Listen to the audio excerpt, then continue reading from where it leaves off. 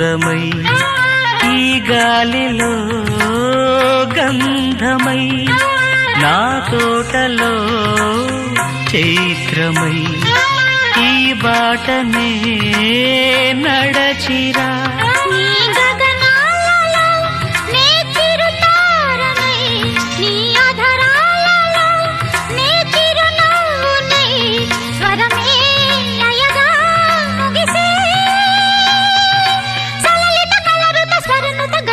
గమకము తెలియతని